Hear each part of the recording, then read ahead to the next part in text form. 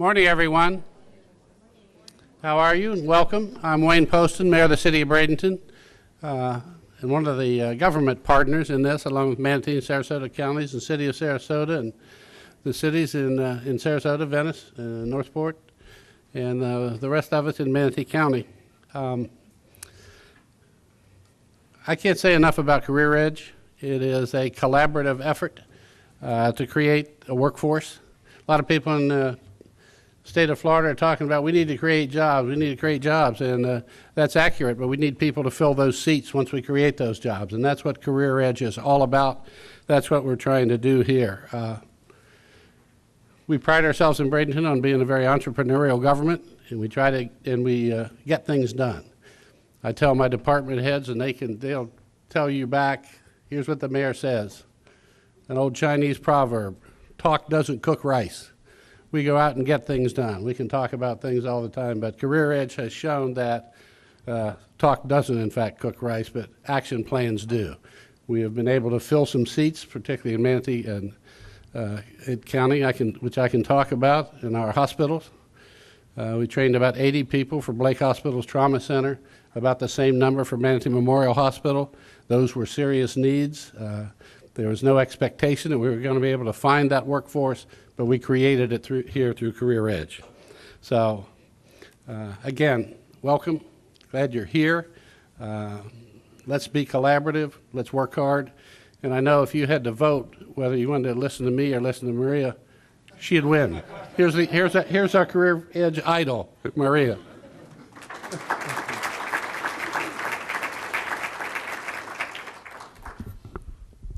How do I follow that? Good morning, everyone. Thank you for coming. And this is our third annual Jobs. And why are we here today? Why are we having a presentation? When Career Edge started back in 2009, we started with a labor market study to be able to determine what are the industries that we needed to look at to be able to fund workforce trainings. We never wanted to go into an industry and provide training to individuals where at the end of the training they were not going to be able to find a job. So we worked very hard to come up with different sectors that we were going to focus on. And this was, if you think about it, in 2009, 2010, in the middle of the recession. So we started at that point in healthcare. We'll go over a few of the accomplishments. I'm only going to probably speak for about 5 minutes because I could take over the hour and a half if I had to. Collaboration, I really believe that our strongest, the strongest thing that we bring to our community is the collaboration and being able to bring people together to get things done, not just talk and meet, just get things done. And then a little bit of the future of workforce development. You're going to see that we live in a vibrant community. We are poised to be one of the better communities having talent because we have so many people sitting around this room in this community working together for workforce development. So we'll go over a little bit of that before the labor market study. I've invited the economic developments to come and present on what's happening on the ground. When we look at a labor market study, it may be information that's not current, what's happened right in 2013, because a lot has happened between 2012 and 2013, so they're going to bring what's going on the ground. And then we wanted to bring some employers to talk about what's going on in their world. Everything that we do is because we listen to the employers and what's going on and where do we have to meet some of the needs they have, because without them, none of us, we don't need to exist because we're creating the talent pool for them. So Career Edge, for those that do not know, we're market-driven approach. There's a need. It's employer-driven. The employers let us know that they have a need. They cannot find the workers. They want to be able to expand. They want to be able to grow. But without the talent, they're not able to do it. The other need is if we're recruiting companies and the economic developments are recruiting companies to come here, one of the first questions they ask, do you have the talent pool for us to be able to bring our operations to your region? So that's something we work very closely to look at the trends, what's happening in the future, what do we need to do, who do we need to bring together, educators, all the community partners to be able to put a plan together to be able to accomplish this. Then there's the job seeker who's ready to work. So that's something else that we work with. One of the things that we did in 2012 is that we did a manufacturing skill gap study and worked with the National Manufacturers Association, our local manufacturers association. All our manufacturers came together with qualitative and quantitative data, and they were able to show us that there is a skill gap, because there's this myth that skill gaps do not exist. And we wanted to find out if that was true for our region, to be able to put a strategy and a plan in place to be able to help our manufacturers. By that, we've accomplished a couple things. That in Sarasota County, we put a community-wide plan together that Commissioner Robinson led the commission and the school board to come together to put a plan together. And what resulted from that is that Sarasota Technical Institute opened a machining program.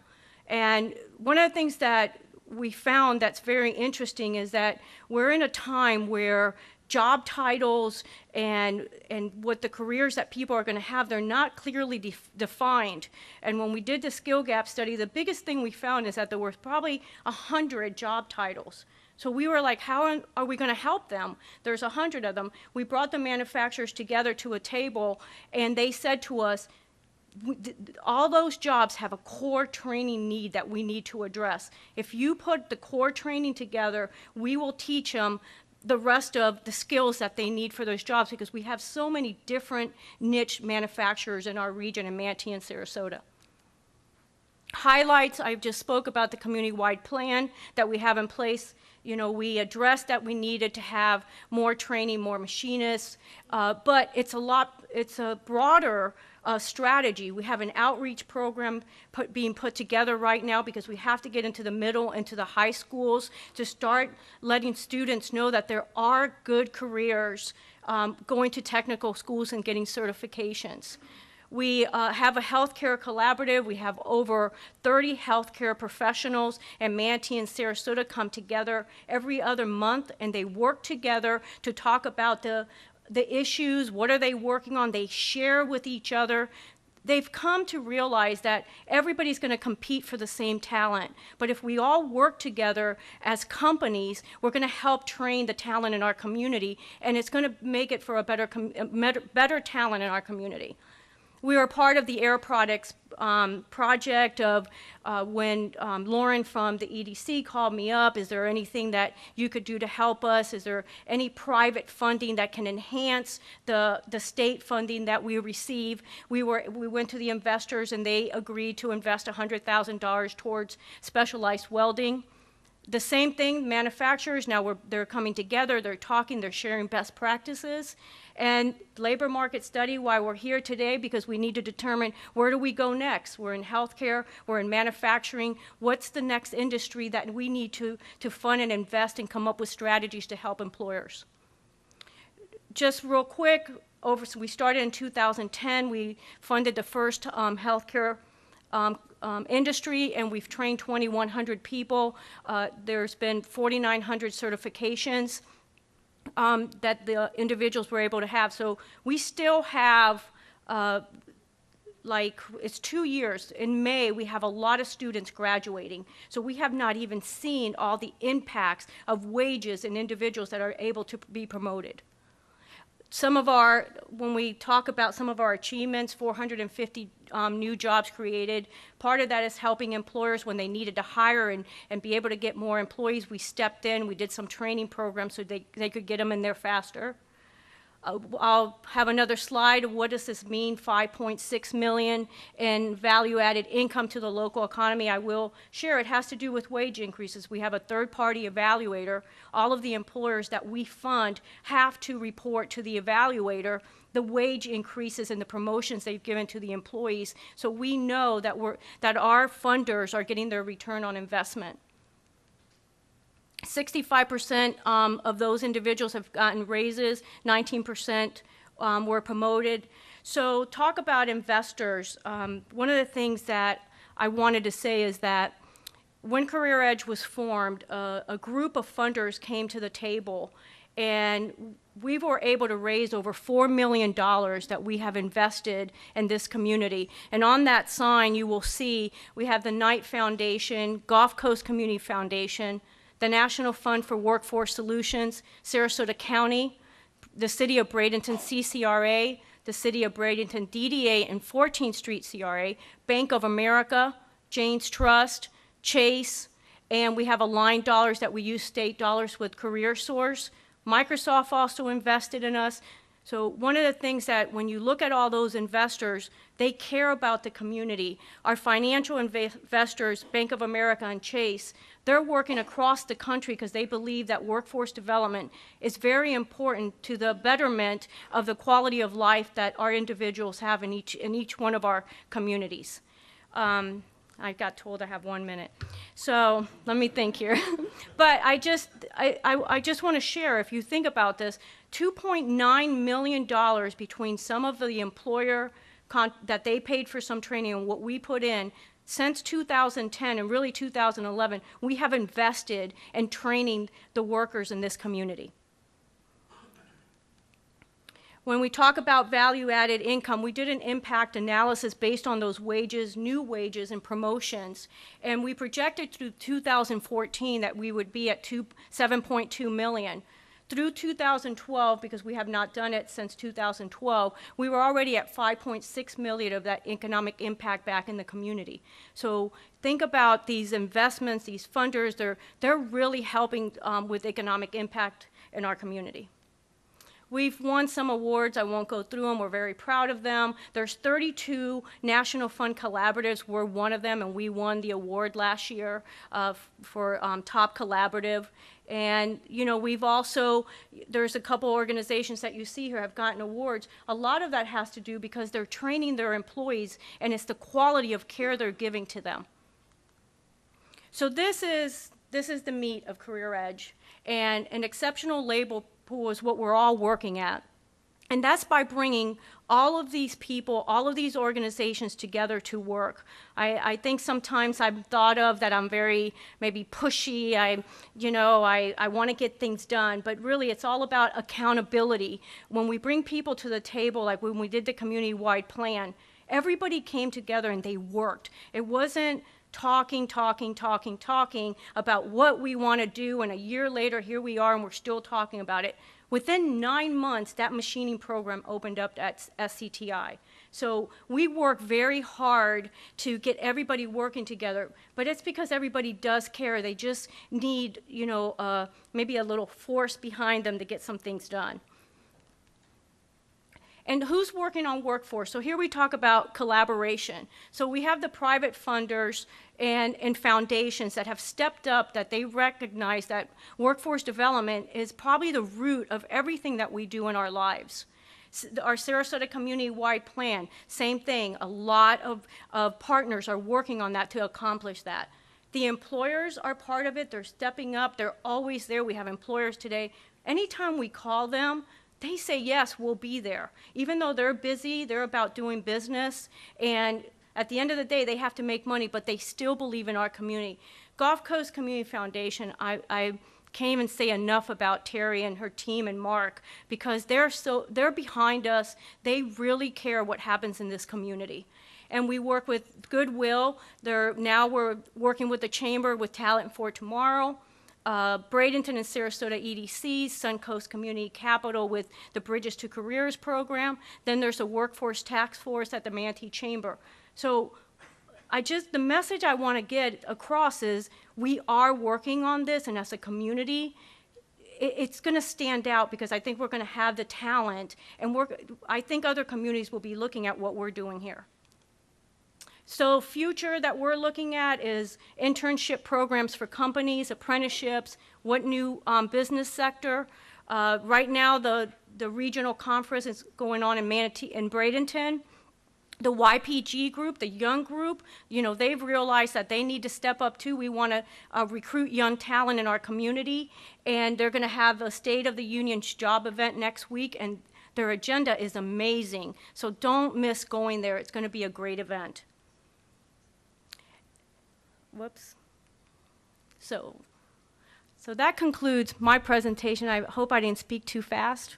But, really, Dr. Benner, who's here from California, who has done our labor market study for the past 3 years, I think he's done a fabulous job for us because he's really steered us in the right direction of what we needed to look at as a region. What do we need to work on workforce development, so we don't go off on different directions that maybe we won't have the impacts that we need. So I would like to invite Dr. Chris Benner up to the podium, and I'm going to switch the PowerPoint slide.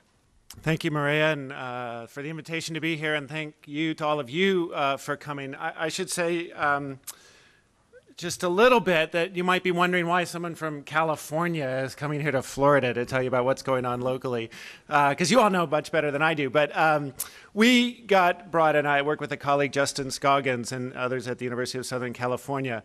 We got brought in by the National Fund for Workforce Solutions to try and help provide some of the data background and guidance for the collaboratives all around the country that Maria mentioned. And so part of what we were trying to do was figure out a way to translate massive amounts of economic data into a form that would be useful for decision makers and stakeholders on the ground. And of course, one of the challenges we have is that the kind of person who becomes an economist, they're people who are very good at math, but don't have an engaging enough personality to become an accountant. So we're trying to overcome that legacy. And so what we've done is create what we hope are intuitive charts, visual images of what the data represents. And there are 150 of those charts that are part of the most recent update that I will not be presenting today. I really appreciated the comments about talk doesn't cook rice. One of the things we discovered also as economists is that talk is cheap. You may have heard that, talk is cheap. And we know it's now because supply greatly exceeds demand. So I'm going to try and be short today and present the real highlights from what emerges from this larger body of data, which is available to anyone. The presentation I'll give today will be on the CareerEdge website, but the larger report is available to anyone that Maria can give to you. Just the highlights of what's going to emerge from some of the charts that I'm giving. So after this one slide, those of you who want to leave, you can do that. No, you have to stay and wait for the other panelists because they'll be much more interesting.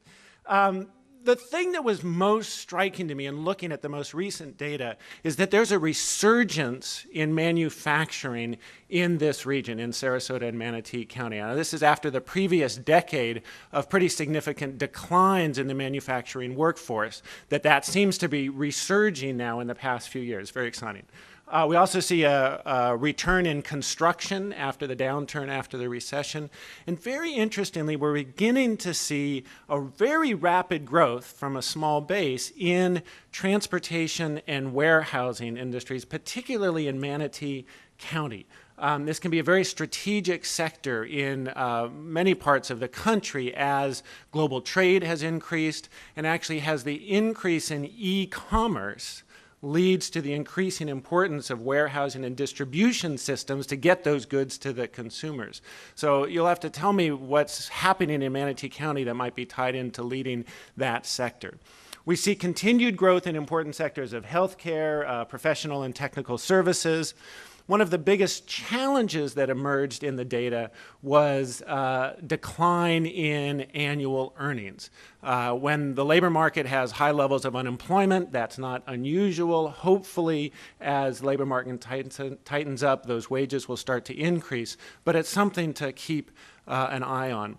And we looked this time, actually, as a new part of the analysis of trying to look much more specifically at career ladders, looking at occupations within industries and the wage levels and the certification or education requirements for those particular occupations. And what encouraged us is in all the sectors that we looked at, there are clear career ladders that are possible often they'll require additional certification or training. In some of the industries, they really require that formal education and certification. In other ones, more on-the-job training will be important, but it's something to look at. So what I'm going to just do now in the next kind of 15 minutes is tell you a little bit about the data sources and give you a sense of what's in the fuller analysis.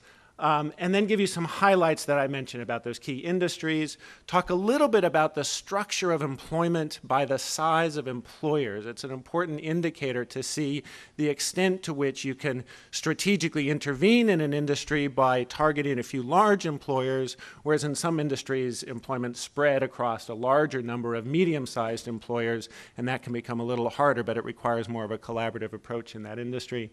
And talk a little bit about career ladders and finish up with the final summary of those potential opportunities. So in that full analysis, those 150 slides that you can look at when you need a little extra reading at night to put you to sleep, we look at the overall two-county area. So it's Manatee County and Sarasota County. There's lots of updated data on the demographics of the area that essentially show increasing racial and ethnic diversification, diversity in the region. A particular age structure that's somewhat older than most parts of the country that contributes in part to the importance of health care in the region. And we look at some of that demographic breakdown by industry and by occupation that helps identify some target populations that are important. Then we have data that's on companies. That previous data is all on people in the workforce. And then we have this analysis on companies looking at the overall employment structure, but then also looking at particular important industries. And these are both the largest industries in the area, but also ones that seem strategically important to target for economic growth, including healthcare, information and professional and technical services, transportation and warehousing, construction, and of course, manufacturing as well. And as I mentioned, the analysis of employment by employer size and the analysis of occupations. So here's the first of those many charts, which shows here the growth by industry in Sarasota County from 2010 to 2012 by key industry sector. Overall, over the last 2 years, you've seen a roughly 2% annual growth rate in the total number of jobs. This growth in manufacturing up here is very exciting to see that. It's actually an annual percentage growth of nearly 7% over that 2-year period. Continued growth in professional and technical services. In Sarasota County itself, healthcare employment was essentially flat over that time period. I should say, by the way, that the data that was available at the time when we ran this analysis for the full year was only through the end of 2012. The 2013 data will be out roughly in July of this year. So this is somewhat dated, but it will give you a picture of some of the trends over time. Manatee County is slightly different. Overall, job growth in Manatee County was about 1.6% on average over that year. And there's where you see that rapid growth in transportation and warehousing, actually about a 40% annual growth rate over those couple of years. It's coming from a small base, but something's happening there of a new company or companies really taking off. Continued growth in manufacturing, in healthcare, professional and technical services, all very encouraging in the area. So things are recovering. And it's really nice to see, as I mentioned, that growth in manufacturing, in part because of hearing of the great work that CareerEdge has done in really trying to build manufacturing in that area. We can't say from this data that that has caused the change, but I think it's important to be working in that strategic sector, and I'm sure it has contributed in some ways. A lot of the charts that we have in the report are in this bubble chart format. And I want to spend a little time about how do you interpret a chart like this, just to make it clear what we're looking at. This particular chart is looking at the older trends. So this is in Sarasota County from 2001 to 2010, so it's the previous decade. On the left-hand side, the x-axis, in this case, it's the average annual pay. So higher pay at the top, lower pay at the bottom. And this particular one on the bottom axis is the employment average annual growth rate over that decade. And the size of the bubble has to do with, it's proportional to the size of employment in that sector. So larger bubbles, there's more employment in that sector. So what you really want to see, and all the charts are structured in the same way, is that you'd like to have your largest bubbles be in the upper right-hand quadrant. In this case, that would mean higher job growth and the higher paying industries having that higher job growth. Now, what we see over the previous decade is that the growing sectors in the 2000s were healthcare and social assistance, accommodation and food services, some professional and technical services, arts, entertainment, and recreation. But some 6 out of the 10 largest industries in the region saw a net decline over that decade. Now, obviously, it was growing earlier in the decade, went down with the recession, but that's what it showed. Now, that has turned around completely in the last couple of years, where nearly all of the industries in the largest 10 growth sectors have seen growth over time, except for what I mentioned, healthcare and social assistance, which has been especially flat. And notice here, manufacturing, and I'll just go back, manufacturing in the previous decade was down there as declining. In the last 2 years, it's one of the largest growing sectors and the largest of the top 10 industries overall. This is Manatee County, again in the previous decade, same measures on the axis, somewhat larger growth in the other sectors, but also decline, very large decline in administrative and waste services, and that actually continues in the last couple of years. But except for that administrative and waste services, nearly all of the other industries, including particularly those large bubbles, which are where most employment is, have been growing over the last couple of years in Manatee County. So I'll begin to talk a little bit about the subsectors and the details. The first one, which I think is the most interesting and encouraging, is in manufacturing. And if you look at those subsectors in manufacturing over the previous decade in the 2000s, most sectors saw declining, and that largest sector, fabricated metal products, saw decline over that time. When you look a little deeper, much of that has to do with things that are linked to the construction industry. It's window framing and other kinds of building materials that seems to be strong in that area. Some growth even during that time in chemical manufacturing and plastics and rubber products that have then in the last 2 years, again this is the updated data, grown rapidly. And that plastics and rubber products is a very rapidly growing industry, and it's a large bubble, so there's a significant amount of employment there. So that's an encouraging sign. Few of the industries are declining, furniture and related products. Some of the chemical manufacturing has declined in the last couple of years. That seems to be reversing some of the previous pattern. So I'll be curious to know more of the details of that. This is Manatee County, which is a little different pattern. I'm not showing the long-term trends over the previous decade, because again, I could bore you forever with those statistics. But this is just showing the last couple of years. Manatee has a much larger portion in food manufacturing. So this is food processing, and that's an important industry that is now growing. And previously, again in the decade, it had been declining. So that's an encouraging turnaround in the food manufacturing sector. But it's this transportation equipment manufacturing that's been growing most rapidly. So it's be interesting to know what are the companies that are in that sector that are doing so well in the last few years. Now, one thing I wanted to point to, when you look at all these charts, make sure to look at the title of the axes, because the other thing that we look at is the change in average pay in those industries. And what this chart shows is the percent pay growth between 2010 and 2012 compared to the average annual pay. So again, these are higher paying industries, computers and electronic products, lower paying industries, furniture, non-metallic mineral products.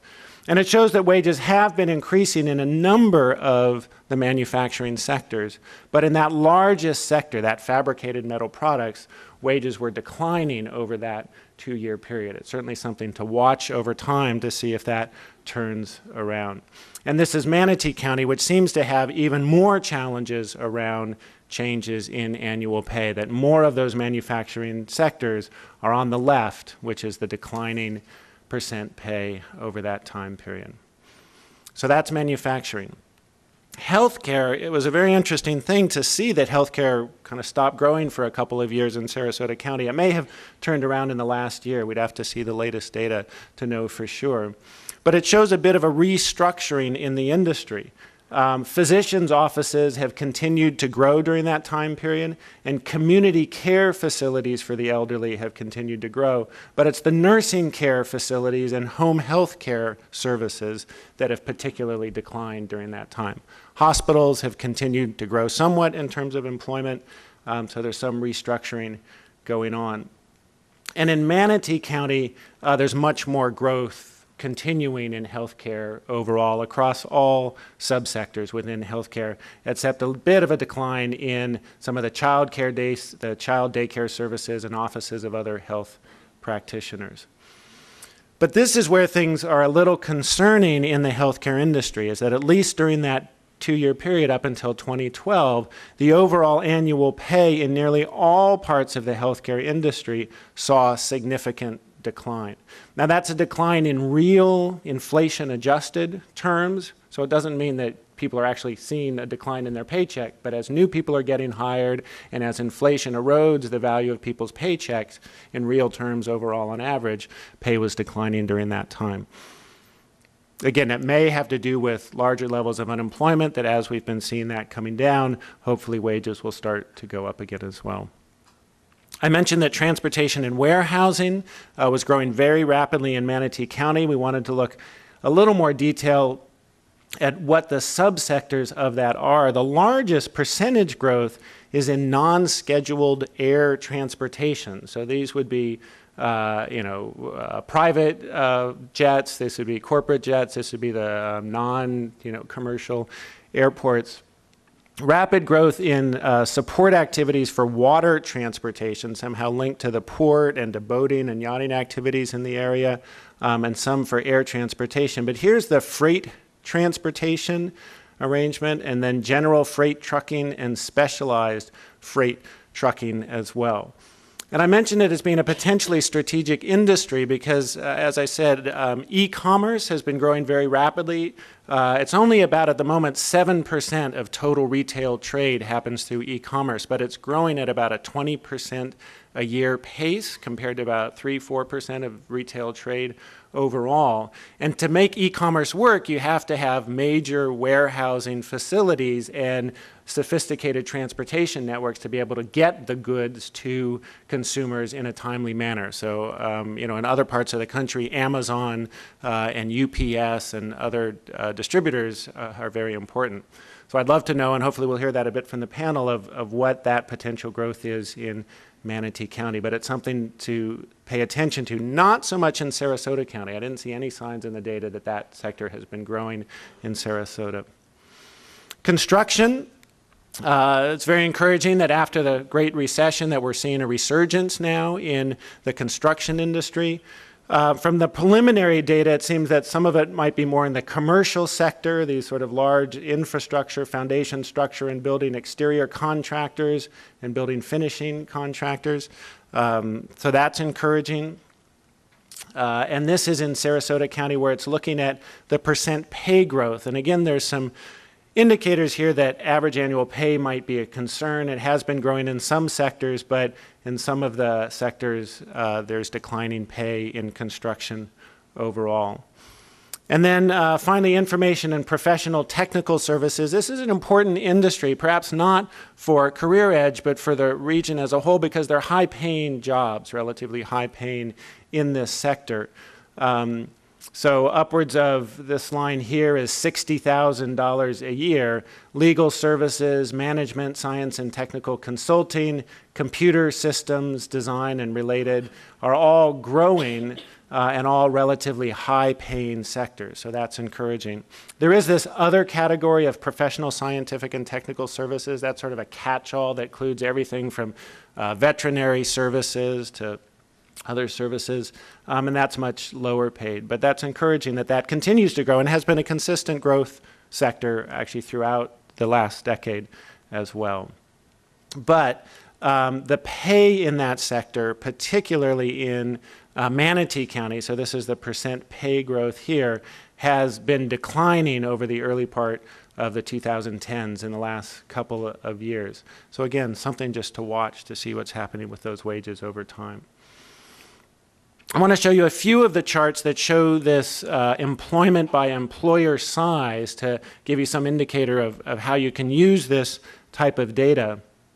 And what we see is that in healthcare, it's particularly concentrated. There's 4 companies that employ more than 7,500 people. These would be the large hospitals in the region. But also some significant employment in mid-sized firms, whereas in manufacturing, most of the employment is in mid-sized firms rather than the large firms, although there are a couple of large firms with over 500 employees. And we'll see in transportation and warehousing that large growth seemed to come from perhaps one new large company that's grown to be over 750 employers in the area. And there's some thought that I had that because it's in Manatee County, that it might be linked with the port or other transportation facilities there. So just to show you what that looks like, on the bottom axis here is the total number of employees by firms. So these are firms with 1 to 4 employees, 5 to 9, 10 to 19, all the way up to 500 or more employees.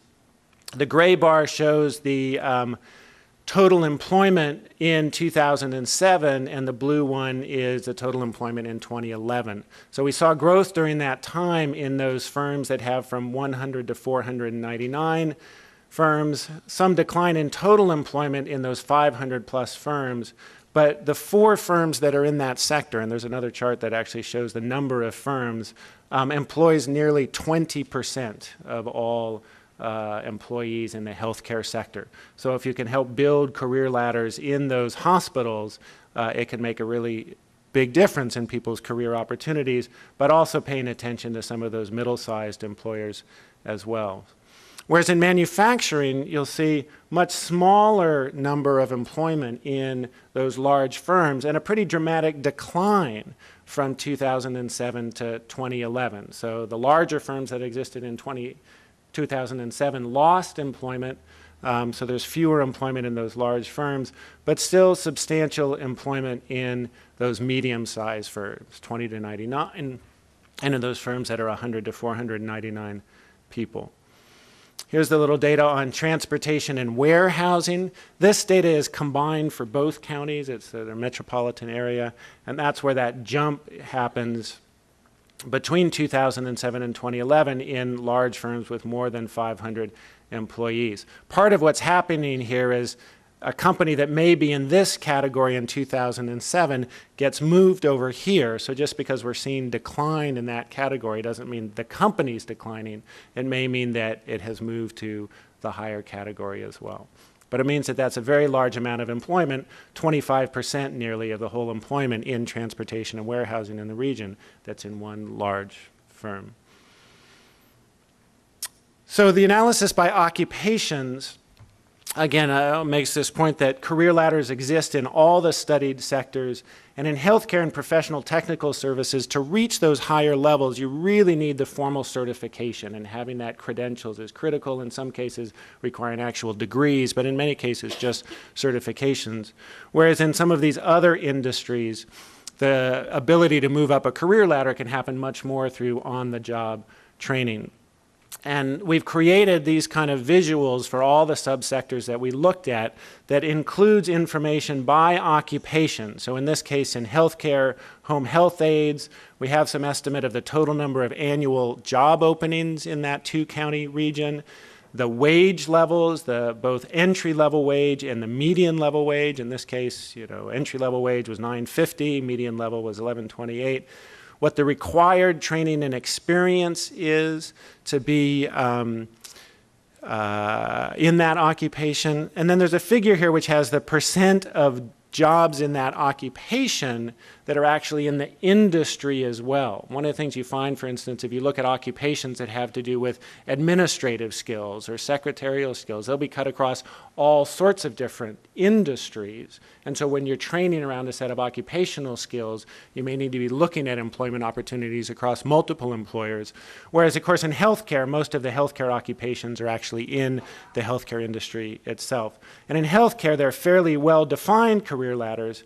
In manufacturing, for instance, it's a lot more complicated. The specific job titles, the literally hundreds of potential different titles and so it becomes a little more complicated. But there are charts like this for all the different industries for people who are interested.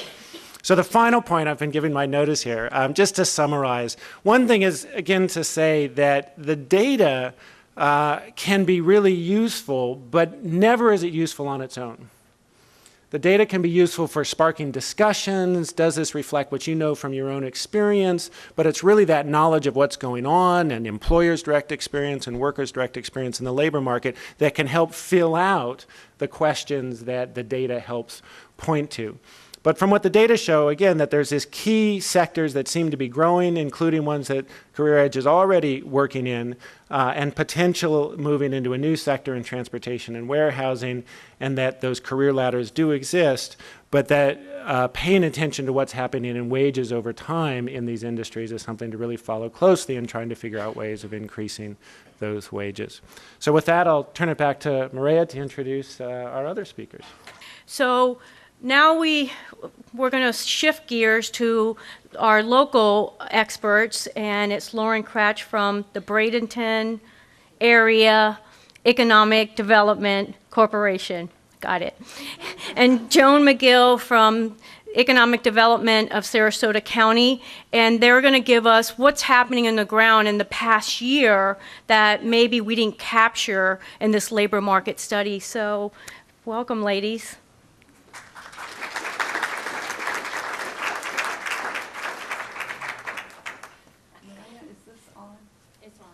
Okay.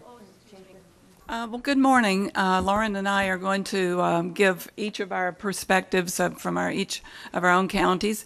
And so I'll start, and then Maria will follow, and then we'll kind of combine a little bit of our presentation as well. So first, I wanted to just give you kind of a 4-year look back. We had heard from Dr. Brenner a broader look back, but these are the projects that we have worked with in Sarasota County that have been incentivized either through the state or through the county or a combination. So you'll see that manufacturing is over half. We've got 28 projects. 14 of those are manufacturing companies. And the rest are kind of evenly distributed, including a couple in logistics and transportation, and financial services. So they're kind of, the rest of them are kind of sorted evenly, 2 and 3 projects. But manufacturing is by far the leading industry sector.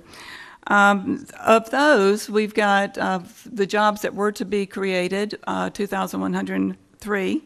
Over 1,000 of those have been created. 1,650 have been created. And what that represents is about 78% of the job creation has been completed. They are on a 5-year contract period, so some of those are still obviously creating jobs. We've had a couple of overachievers that's added to that. But you'll notice that manufacturing has created over 1,000 of those jobs. So it's obviously a pretty high-performing industry. These are just 20 projects that we've did a economic analysis on, and so you can see the direct impact of those 20 projects is over $263 million. So I like to drill down and look at the manufacturing, because manufacturing covers so many different industry sectors. So when we look at the 14 projects that we had, 3 of those are related to life sciences. And I talk about life sciences in a very broad term. So it could be folks in M-Health, mobile health. It could be a technology company like we're going to hear from in a few minutes with BioLucid. That's doing life science related technology. It could be manufacturing in life sciences, including wound care. It could even be in business services that's directly related to life sciences in a very broad scope. So when I talk about life sciences, it is not just pharmaceutical or biotech. It is anything that's related to that industry sector. So 3 of our manufacturing projects were related to life sciences. 3 were related to construction. And in our 3 technology projects, 1 of those were related in life sciences, and 3 of the corporate headquarters has a life science connection. So I thought that was kind of interesting. I really never thought about it that way until they started a chapter of BioFlorida here and started putting together that list of companies that would be relevant to BioFlorida, and it kind of started to pop up a little bit. So I thought that was kind of interesting. Our current project, so how does it relate to our history, relate to what we're seeing now? Because right now we're working with 17 active A projects. 2 of those are corporate headquarters. 1 of those is in life science. 10 are manufacturing projects, and 4 of those are related to construction, which kind of falls within what you're talking about. We're really seeing a ramp up in the construction manufacturing, and then 1 of those is related to life science. In the technology arena, we've got 3. 1 is life science, 1 in security. We're seeing, interesting, just a small amount, but we've had at least 3 or 4 projects that have been security related, which is kind of not a surprise in this day and age. It seems like that's a growing sector. Business services, we, really driven by HMA, which is now CHS, and a couple of call centers. We really see more in the business services arena. There's a lot of hiring in those areas, and meeting the needs of those employers has really been a challenge because they need to hire very specific, and they need to hire a lot of people. So that's been a little bit of a challenge, and Career Edge and Career Source has been really significantly helping those companies. And then financial services. We have an interesting little cluster in the financial services arena in Sarasota, primarily driven by insurance companies. There's some fairly large and growing headquarters of insurance companies in Sarasota, and those continue to grow, and also in the financial services arena of just investor relations, investor companies. So I'm just going to summarize a little bit just what I see as observations, and I've already spoken about some of those. But construction-related manufacturing continues to ramp up. We're seeing more of those. We owe a lot of our job creation to a couple of companies, in particular PGT, which you'll hear from in a few minutes. We also, you mentioned the plastics manufacturing, and that would probably be Tervis has been a steady grower throughout the recession, and Octex, which is one of their suppliers, has continued to grow and expand as well. Life science is growing in multiple industries, as I mentioned. We see that uptick in corporate headquarter activity as well as financial services. Our business services has been driven by that increased activity that I mentioned in the back office operations. We don't have much in logistics and transportation, but we have a little bit, and it's really driven. We have 1 big warehouse that has been driven by Global Organics and MyUS and United Natural Foods. So some of that, they continue to grow fairly well as over time.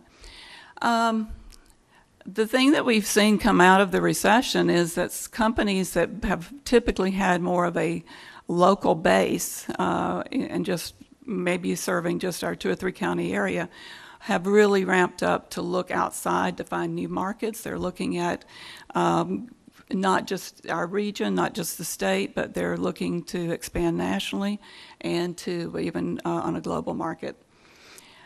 We see more investment by all companies in technology and automation. It continues to grow and means companies are really driving revenue growth by investing in equipment, and that's a good sign. More inquiries from the security-related businesses, and then, truly this is all about what we just talked about, but to meet the needs of the employers, we're going to have to really pull together very quick training programs in order to attract, retain, and train our workforce. And so with that, I am going to turn it over to my partner, Lauren from the Bradenton area EDC.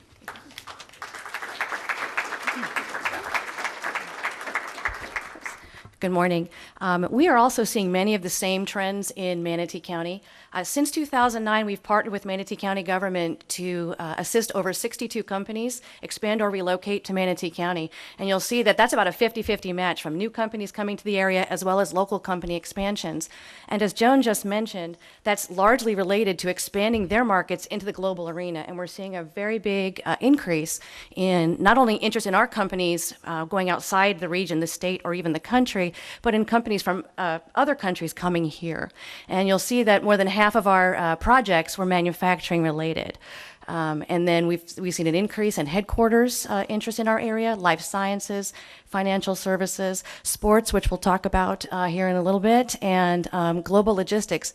But one thing I've noticed recently is a resurgence in clean technology companies, and so we've got a lot of activity in that area as well.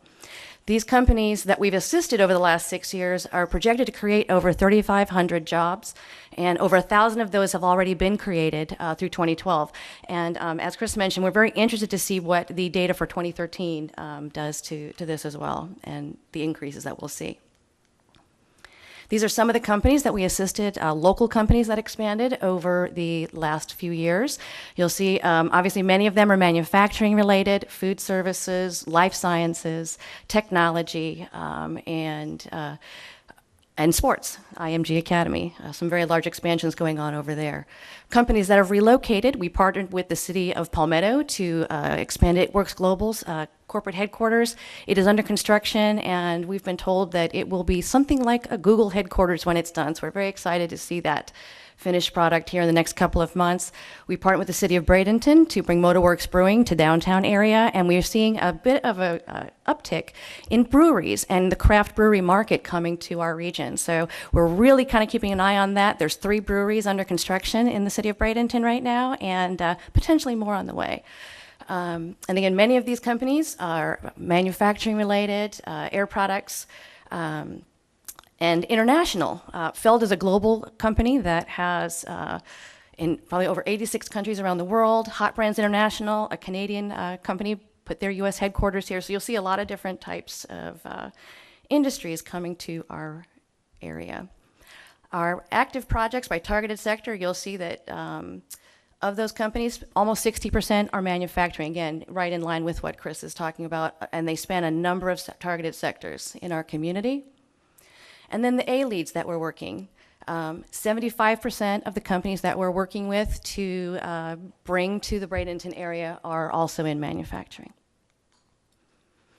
Sports performance, and this is where our Bi-County region has really seen a growth in sports-related industries. In 2009, we did our strategic planning process, and sports kept coming to the top as a growing sector. So we commissioned a study that determined that, in fact, it really is an economic driver in the Bradenton area and also in Sarasota County.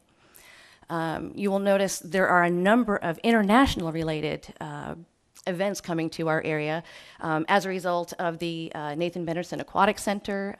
We've got the first pentathlon coming to the United States in a number of years here in the very near future. Major League Soccer spring training. Again, so many things between our 2 counties that are growing the sports sector. And with that, we also have a growing number of manufacturers that support the industry. Jonah, do you want to add anything on sports? The only thing I'd like to just add is that, you know, a lot of these attractions for Benderson and U.S. Master Swimming has brought the Pan American Games, and I have to give a lot of credit to our local governments that have helped invest in some of these facilities that will bring these types of sporting events here. And there's I think today they're starting the YMCA Masters swim meet is at the Selby Pool in Sarasota. So it's interesting, U.S. Masters Swimming moved their headquarters here a couple of years ago, and they've really been a significant player in bringing some of these amateur sports. So that's all. Thank you. Okay. With regards to transportation and logistics, obviously we have a very large economic driver in the region, the Port of Manatee, which has one of the most unique opportunities with undeveloped land surrounding it of ports around the country. And we've seen a large increase in international companies looking at the port.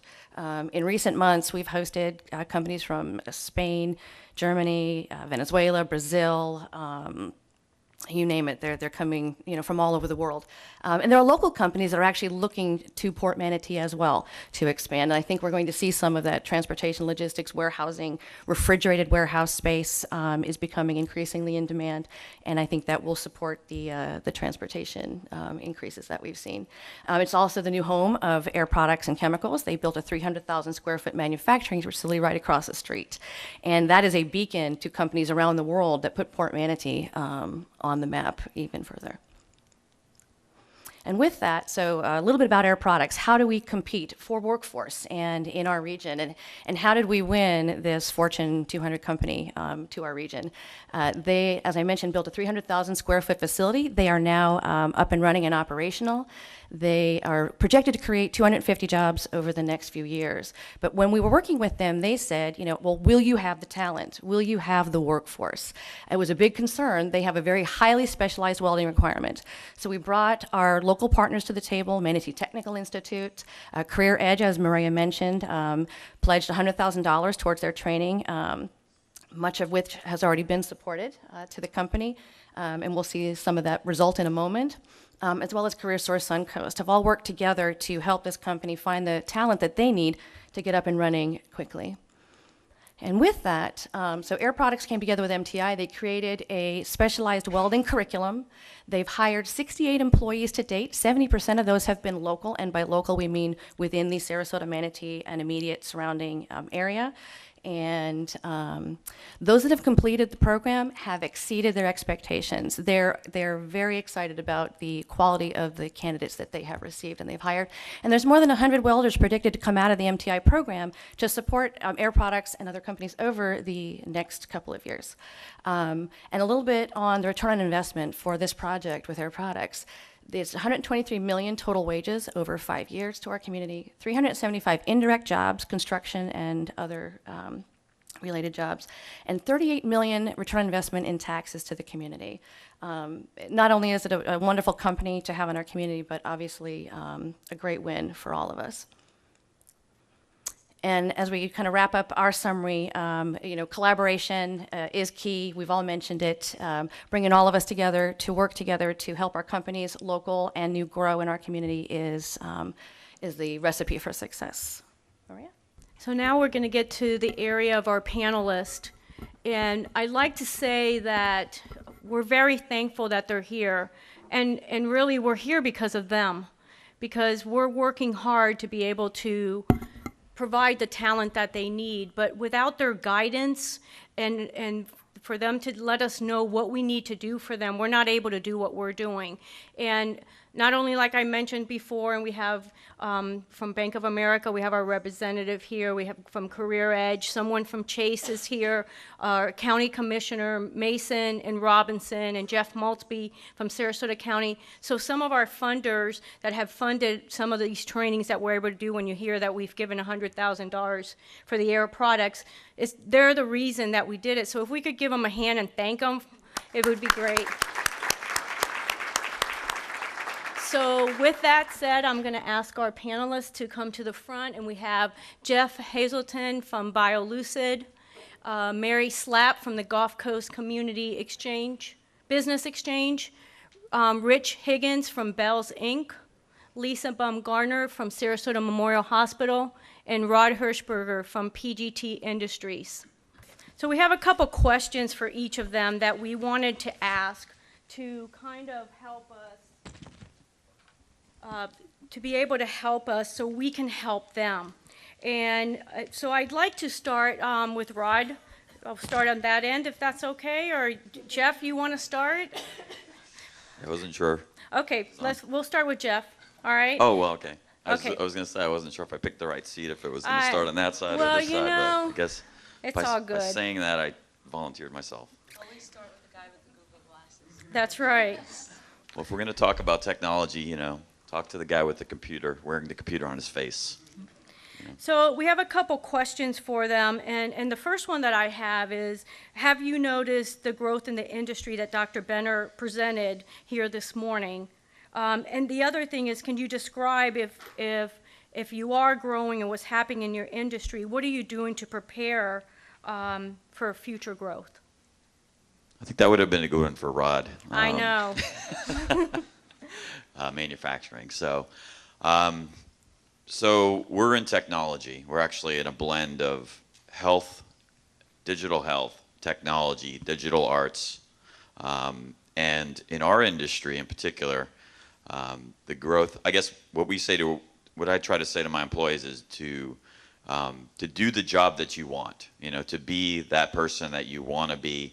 And I think as a community, I think we're beginning to look at technology, look at computer science and industry, and at least recognize that we need to grow that aspect of our community and education and job training. So I'd have to say I haven't seen that because I think most of the growth has been in manufacturing to the degree, nearly the degree that it could be. But when you see companies like Volt, which is in mHealth and digital health, when you see our growth as well, you can begin to see just the very start of something that could be a tremendous growth opportunity for this community. So that's more why I'm here, and it reflected in the numbers. We look at the bubbles. Healthcare was a huge bubble. There's a huge potential there as a result. So if we can blend that digital technology with our healthcare sector, then we have tremendous growth opportunity. I don't know if anybody here has heard of Verona, Wisconsin. Yeah, okay. Or do you think of innovation? Do you think of a huge growth industry when you think of Wisconsin? Not really, right? Well, there's a company there called Epic, and they have taken over. They're the 800-pound gorilla of the EHR, or electronic health records, transformation that has happened just in the last 5 years. And they weren't on the map before, and they put the community behind the effort. And I think Sarasota and Manatee County, this area, has that same growth potential in digital health and mHealth, that if we pay attention, we can take advantage of that. And I think we've got the ear of some people. Obviously, I'm up here, so I appreciate the work that Workforce has done, and Career Edge, to help us begin some training with our employees, and you guys have done a tremendous job and have seen this growth. So thank you for recognizing that. Well, thank you. And this is one project that we funded, and we partnered with CareerSource, and we split training so they're able to train their students. I guess they're learning. Yeah, they're employees now. They're recent graduates, primarily of Ringling College of Art and Design, that we've hired, that are learning the latest in. It's actually a form of visual communications technology that runs in a video game engine, and it's visionary to take a program, and of course Gulf Coast Community Foundation has been a huge supporter, awarding us the innovation, the STEM Smart Innovation Award, and working in the schools. So I think it starts with that. It starts with middle schools, it starts with high schools, and it goes all the way through to the colleges where we hire our graduates, and then can further train them, particularly also in the health sphere, because we're communicating about health. That's really our visual communication runs on in an iPad application or in a mobile application in the hands of doctors, personalizing that communication, that health conversation, which is so important. And there's a huge gap right now in communication between the doctors and their patients. So we're filling that gap. If you could tell me just one thing and tell all of us, what's something as a community and workforce development professionals, what's something that we can do to help your industry? So I point to the program you guys did with manufacturing as I think a success in that. SCTI, I was actually just there yesterday morning. They asked me to be attend the advisory board for their computer, basically their training in what they call information technology, and there is some .NET programming that they do, and I actually was a .NET programmer that I met through a STEM Smart judged a high school competition, and he asked me to be on this advisory panel. So as I sat there and listened to the obstacles that they have in their way, which was, it was from the state. They said, unless we have this CAPE, unless we're on this CAPE list, we can't fund a program for teaching development. So computer development, computer science, that's what I'm always, trying to say is the glue that holds all of these industries together. If we want to talk about even manufacturing, we have digital printing and we have 3D printing and we have, for us in particular, health, in healthcare. If we have the computer science programs in the schools and in the industries and in training, for the employers, we can actually have bigger internship programs as a result of that because we get students that are more educated in the fields that we want. But I kind of associated, everyone talks about IT, and it's not really IT that we're after here. IT is great, but it would be like, taking, Beethoven and saying when he was, Ludwig, I know you're interested in the piano, so let's teach you to be a piano tuner and repairman, and versus being a brilliant composer. And I think we really need to put those programs in place that teach computer science, that teach the basics of programming and development, because I know Volt needs them, I know we need them, I know a lot of companies here could grow a lot of entrepreneurial opportunities that put together that creativity and the other needs of the community with that glue of computer science and programming that is really where we lack, I think, as a community in the educational, programs available here. And also, we commend you for helping us train our employees in that field once they get out with Career Edge and with the initiatives of the Gulf Coast Community Foundation.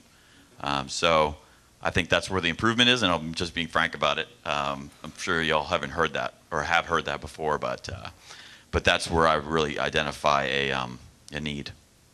Thank you. Very informative. Thanks. It helps us because that's what we need to hear so we can work with our educators and our partners. What do we have to put, what strategy, so we can help you.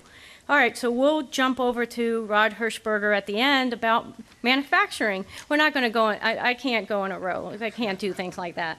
So, and the other thing is, okay, we've heard that there is a growth in industry, and how you're experiencing it. But I think a lot of times we think that it just happens. So I think hearing how an employer is growing their business is something important for us to see too, because I think some of us think that it's just natural, jobs are coming back, and the companies really have not become innovative and doing different things to grow the businesses here in our region. So, have you noticed the growth, from Dr. Benner, what he described in the study, and what have you done to prepare, and what are you going to be doing in the future to prepare for this growth? How much time do I have, Mark? Oh, Sorry. No, I can talk about this for a long time. I know. Yeah, we kind of, I think everybody here knows, we were kind of at the perfect storm for a few years where construction was down, manufacturing was down. Of course, we manufacture product that goes into the construction industry. So we got kind of that double whammy. And if you can do a comparison here in Southwest Florida, it's like the perfect spring break. Right now, and you have to take advantage of it. You really have to look at what's happening in the marketplace and strategically figure out how you're going to chase that marketplace. You can take what comes, like Maria said. You can just kind of sit back, and construction's moving up, manufacturing's increasing, people are building more houses, so there's a certain amount of growth that you're going to get, even if you don't really do a whole lot, or you can really go out there and attack that growth and really outpace the industry. And that's really what we look at is we want to take more market share, and we've put programs in place, and I won't talk about all those programs to take additional market share. But to build on what Dr. Benner said, we're definitely seeing what he talked about. And from that 2010 to 2012, I was actually surprised to see some of the growth that was there in manufacturing. because that was when things were just starting to turn around, and we really didn't see a lot of growth until about the last maybe 2 quarters of 2012, and we started hiring people then. So growth really wasn't in place. In 2013, we added a little over 400 jobs. So we went from a little over 1,000 people to 1,400 people. In 2014 so far, we've added another about 150 jobs. So we're definitely seeing that growth. Now, I think what you have to keep in mind is just to look at some of that data that we were looking at and talking about when you look at the wage scale that we're talking about. So we do a years of service, and it's a lot of fun where we celebrate a 1-year, 5-year, 10-year, 15-year anniversaries. And so everyone gets together in a big room, and our employees get up, and we talk about them, and they talk about their experience. And we went through that for the last 4 or 5 years, and we'd have 20 or 30 employees, and they were all celebrating 10-year anniversaries, 15-year anniversaries. Well, now we're doing it, and we're having 30 people in the room, and 2 or 3 of them are celebrating 5 or 10 or 15 years, and the rest of them are 1-year employees. So there's a lot of 1-year employees that are coming in at, most of ours are manufacturing, direct labor, and they're coming in at starting wages. I think, and I've got some HR people here that will tell me that I'm way off if I am, but I would estimate that the vast majority, if not all of those employees, have gone through a number of promotions and wage increases. We don't pay based on time you're there. We pay based on demonstrated skill. And there's a plan or a program that you go through to demonstrate that you've got more skills, that you can do more things, that you're more versatile than you were when you came in the door. And when you do that, you get paid more money. So those folks have gone through a series of promotions by the time they get to the end of their first year. That said, the average wage is still not the same as it would be for someone that's been there for 10 or 15 years and is operating some really expensive machinery, some equipment, and things like that. So when you look at the raw data, it's going to look like the wages in manufacturing may have gone down. If you look at the average pay per tenure, you're going to see, I think, wages continuing to go up because we have PGT University. We can teach accredited classes, but we can also teach our employees how to be better employees, how to be better for PGT, how to be better at the job that they're doing, how to make sure they can operate the equipment. As Jeff was talking about, it seems like raw manufacturing, but there's a lot of equipment operation. We're adding on to our plant. We're buying some pretty significant equipment for that has to be programmed. We use Iconics so that we can track things. We can see real time exactly what's happening on every machine. And that's just an expectation for an employee that they would be able to do that. And that's the training involved. So it's not, come in the old days of manufacturing and run a punch press and, hit it every 10 seconds and at the end of the day go home and you had a great day. If that's what you're capable of doing, you're not going to be successful in this day and age. You've got to have a higher set of skills. And we also understand that not everyone's going to go to college.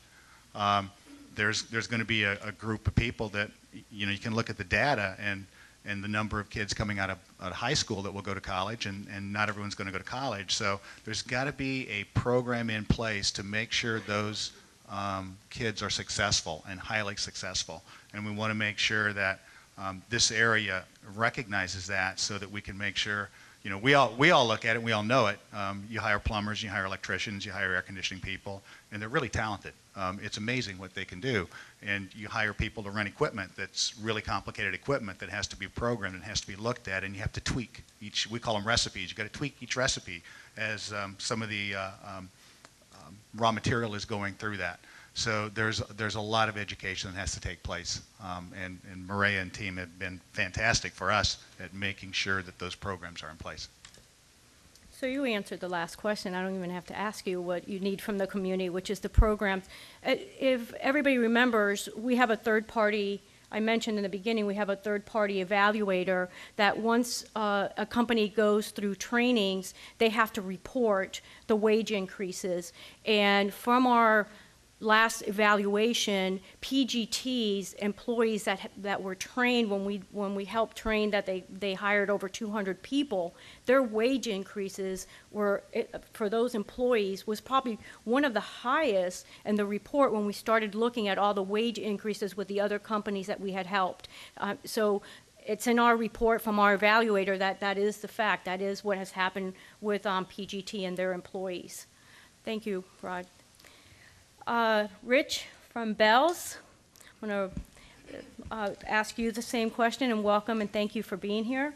Have you noticed the growth in your industry that Dr. Benner presented in his presentation? And can you describe what your company is doing and how are you preparing for the future? The answer is yes, and you would think, if you read my notes, that Dr. Benner and I were cheating off of each other's paper because they're almost identical. But first of all, there is a national driver shortage. There has been for years. Qualified CDL drivers are very important in the industry, and with the explosion of growth in distribution, transportation, and warehousing, you need drivers, both regionally and nationally. And unfortunately, I believe there's only one location within 50 miles that trains drivers and certifies them for CDL, and that's in Tampa with a company called Roadmaster. So I think that's an opportunity. There's a true need for drivers. You can't drive 15 minutes in your car if you have Sirius like me and listen to a sports station, and basically every major trucker in the company is soliciting drivers, and each one of them is mentioning better pay and benefits. These are not low-paying jobs anymore. These are skilled positions that pay well and can allow for a very comfortable life. But to Dr. Benner's point, the true explosion in warehousing, distribution, transportation is definitely e-commerce. E-commerce is blowing everything away. We have seen, he may have understated the growth. In calendar year 2012, for the first time, e-commerce hit $1 trillion in sales. And it's growing. It's growing 20 to 30% plus on an annual basis. We're seeing 20 to 30 plus, and we're not a huge e-commerce retailer, and I'm sure the rest are seeing the same thing. Amazon, who is the best in the world, most qualified, they're opening a 1 million square foot DC about 50 miles north of here in Ruskin, hiring several hundred skilled and non-skilled workers. And one of the issues that you can see in the industry, to concur with Dr. Benner, was this past Christmas, I don't think anybody was not hurt by the fact that neither FedEx or UPS, the two giants in the industry who handle e-commerce, didn't come through this year. They failed on their deliveries for Christmas.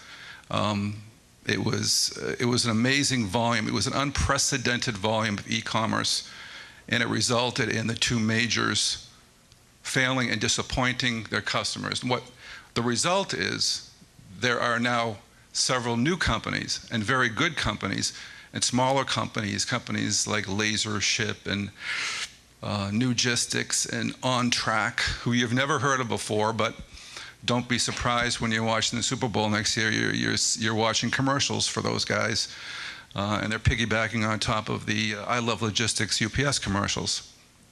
The explosion in e-commerce is resulting in the need for additional warehousing, manpower, and drivers, and we're seeing that. Somebody mentioned the facility down in Clark Road in Sarasota, which is the Meridian building. It's 2 million square feet. My US is in there, as is United Natural Foods. We are in there as well. That's where we're doing our centralized fulfillment for e-commerce. There isn't a day that goes by that My US or UNFI are in our building asking to take some of our space, which we're not going to give away. The capacity in Sarasota is pretty limited. That's the biggest building. There isn't much.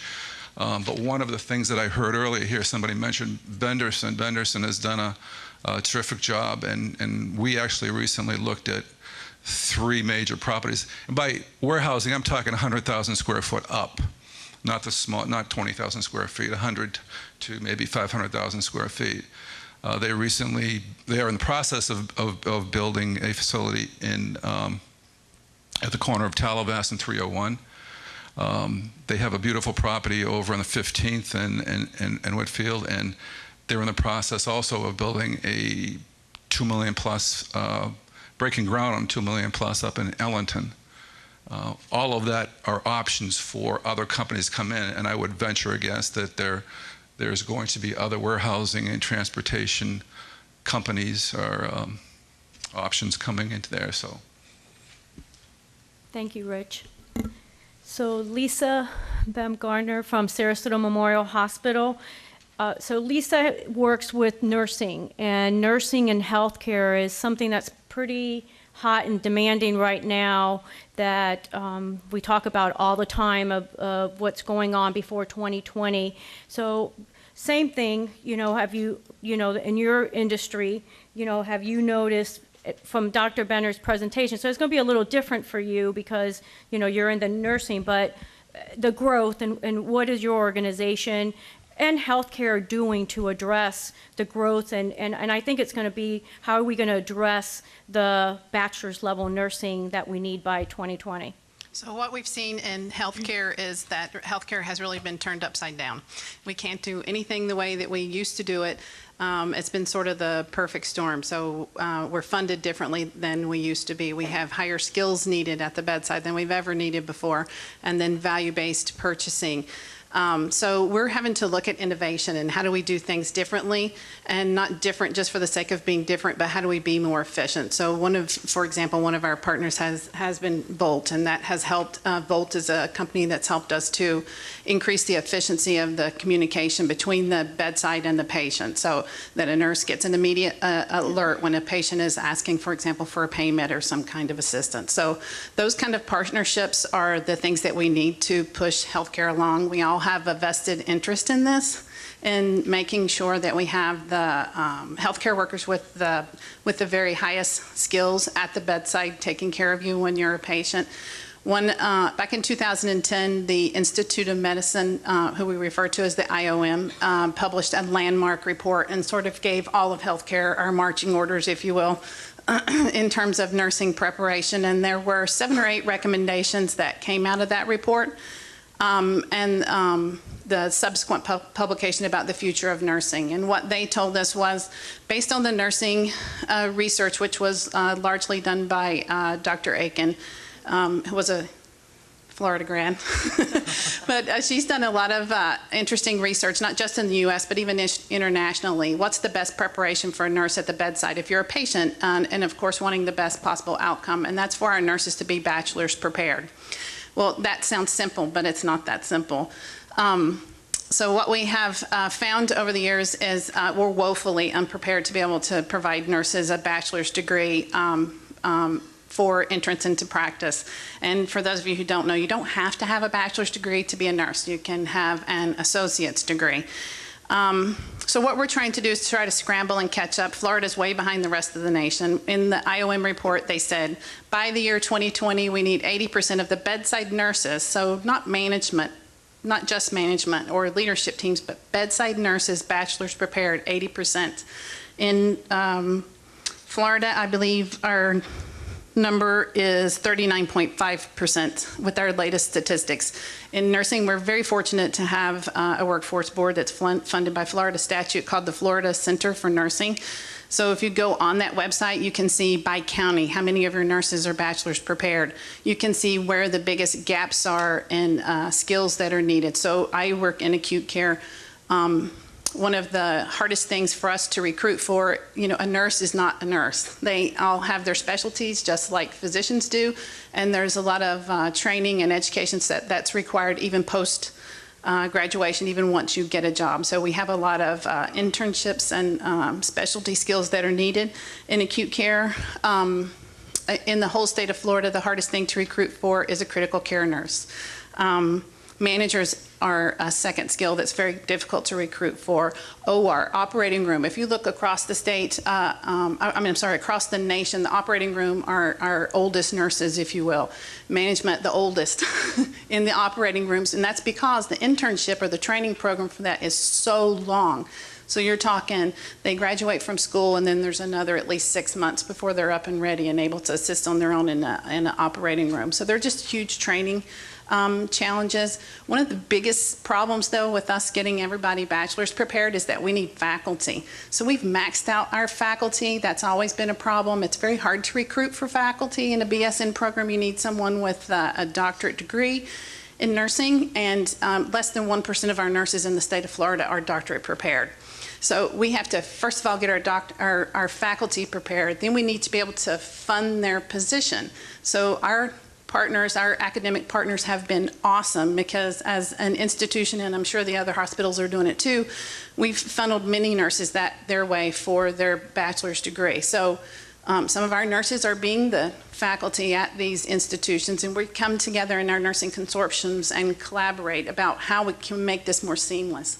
Clinical space is also challenging, and being one of the people involved with clinical space planning, at Sarasota Memorial, I can tell you it's very challenging. So we ask a lot of our bedside nurses. They usually have a student every day of the week, and it's a student from a different level of preparation. So they may have an LPN student, you may have a USF student at the end of their preparation one day. And so the skills are vast, and that's a lot to adapt to in a very dynamic kind of healthcare environment. So we've pushed things to the max. What we really need to Maria's last question, what we need is support from the community to recognize that the bachelor's preparation at the bedside in the healthcare environments is very important, and we need to support that, and to also realize that, we're asking nurses who, a lot of them are the sandwich generation. They have young children, they're caring for their elderly parents, and they're working full time, and now we want you to go back to school and you got to pay for it, okay? So that's a huge mountain to climb.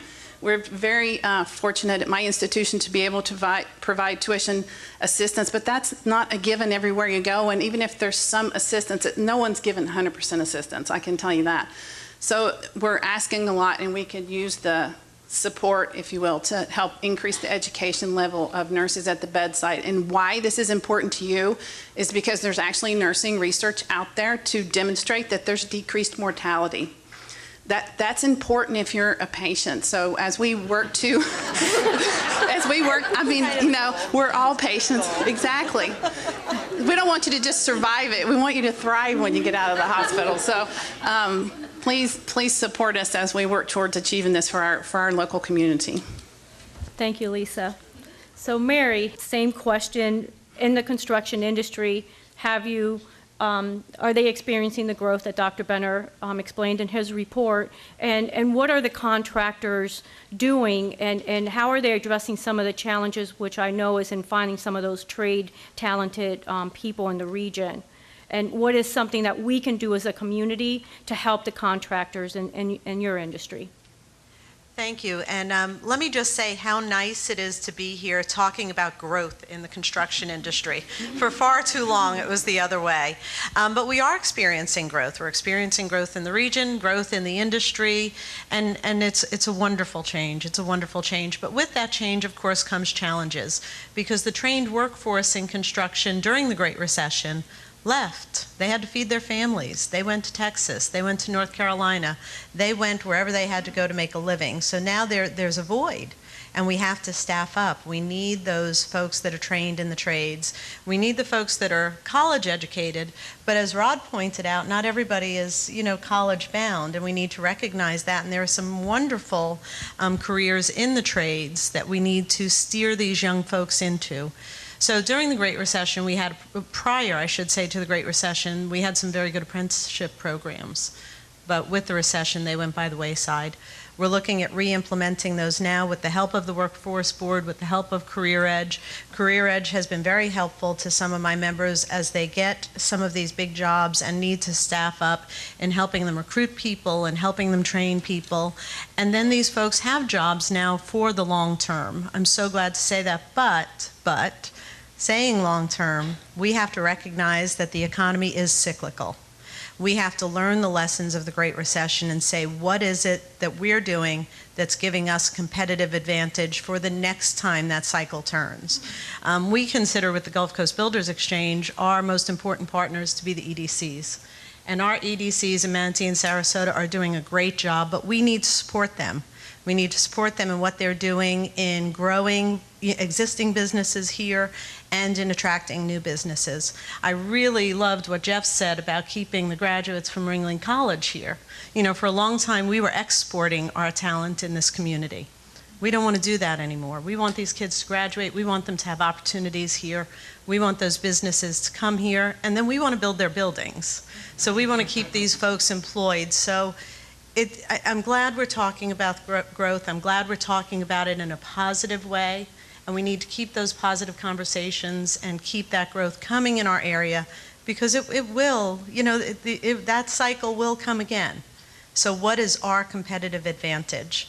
So where we can use your support is getting into the education system, continuing to do what you're doing and helping recruit and train folks for the trades, but re-implementing those apprenticeship programs to get young folks into these, you know, high-wage, high-skill trades jobs that will provide them a very good living in our community in the future. Thank you. And we really appreciate all of you taking time out of your day to be here to help us, because we need your help to be able to put plans in place to help you.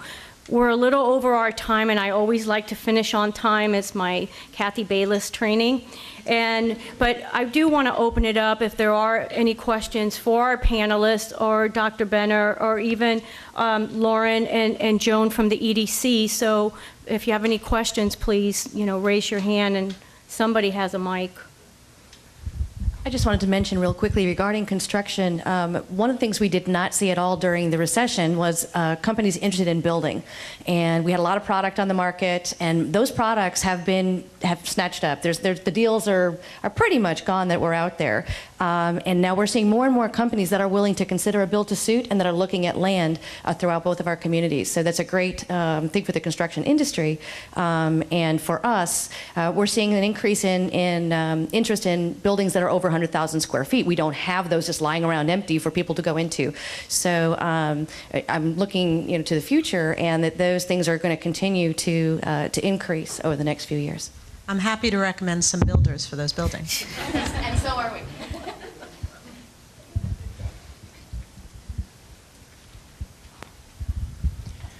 I was very happy to hear there's an emphasis in the panel's discussion on building local economic strength, and this whole presentation has been essentially about that by focusing on the data in these two counties.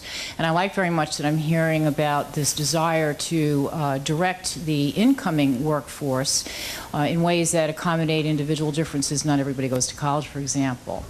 What I'm not hearing is anything that addresses an incentive to do one of two things. One is the retraining of people who are either unemployed or underemployed, of both genders, and also addressing as an opportunity here that I think presents itself how we have a gender bias in having women mostly occupying the lower paying types of industries.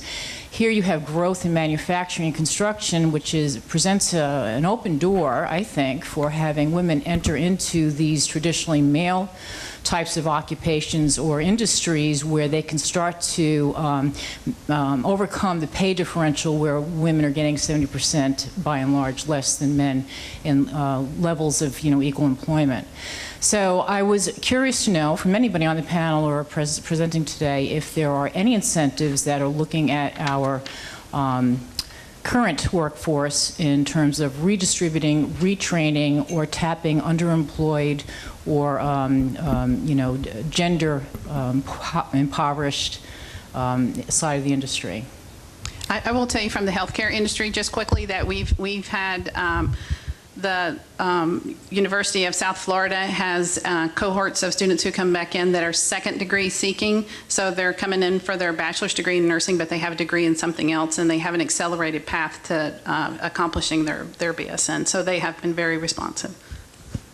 Yeah, I think from our standpoint, if you walk through our manufacturing facility, I don't know that you'll see a difference in the number of men working, the number of ladies working. It's not something, you asked the question, it's not something I really thought about until you asked the question, that it doesn't really matter. As far as retraining workers that have, particularly the older workers that have a skill set that maybe doesn't work, that is an area I think we can all do better on. We have PGT University, and we try to do it as best we can, but I think we're lacking in how well we train a displaced worker to make sure that they're really successful. So I think that's an area. I do want to take one stab at maybe a little bit of what Steve talked. It's a little bit different than what Steve really talked about, but one thing we haven't talked about is internships. And I know Maria and I have talked about it a lot, and we talked about apprenticeships, which I think is really important, but internships are also. And I know as a company, we've been pretty successful with interns, engineering, accounting, marketing. And again, I thought of it when you asked your question, because again, gender bias doesn't really matter there. You bring them in for an internship for a summer, maybe for the second summer. Some of our most successful young leaders, 30 and under, are people that have gone through internships, and then we brought them in. I know a lot of companies don't like to do it because they think it costs a lot of money. And the first year you do it, you think it costs a lot of money. But after you do it a couple times and you start hiring these people, it's one of the least expensive ways to recruit really extremely good talent that we can find. So just a kind of a plug for internships. And if I could add, Career Edge, our main mission is to train the underemployed and unemployed. Most of the funding that we gave to companies, they were for the entry-level workers to gain the skills needed to career ladder within all of their organizations, and that's what we strive for. And there, I mean, out of those 2,100 people, probably 1,900 of them were entry-level workers moving up a career ladder, in those companies. I'd just like to echo what Mr. Hirschberger said about internships. Once a company has a plan for what to do with an intern, then it becomes a much more productive use of their time and a fantastic recruiting tool. That's the scary part, is that first round, that first year. But once they have a plan and they have a way to integrate these people, then they're not just putting them in busy work jobs so that they can get that put on their resume. No, they're actually contributing from early on, and it becomes a real win-win for everybody. And if I might add, in construction, that's exactly what we're seeing. Our folks who've been unemployed or underemployed, and if I'll give a plug to our hosts this morning, they're assisting many of my members in reaching out to those folks and getting the training in the skills they need to fill the positions in the trades. As far as the gender gap, it's tightening in construction. I will say that as the female executive director of a male-dominated industry. And we also have our first female chairman coming in next year, Mary Forrestal of Forrestal Enterprises. But more and more in my member companies, we're seeing more and more women leaders in those companies, and also to the point that we're actually starting or talking about starting a group of women in construction. So that gap is tightening, at least in our industry. Yes, I'd like to make a comment as well. In retail, at least in our company, I have 7 direct reports and 5 are women, and my boss has 13 and 7 of the 13 are women. So we're more interested in competence versus differences between male and women.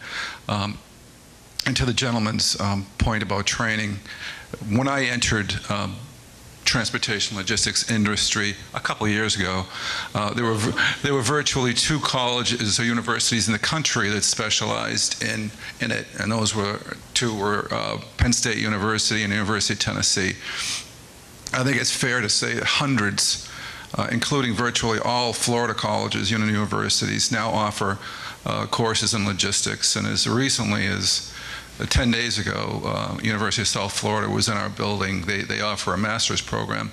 So there's all kinds of opportunities to train, and also we have a mandatory requirement for all of our management people to take 2 external courses of management improvement as well. So there you go. Well, I'd like to thank everybody for coming, and I hope that you found this information valuable and you can use it in your everyday life, I guess. But I thank all of you, and have a wonderful day. Thank you.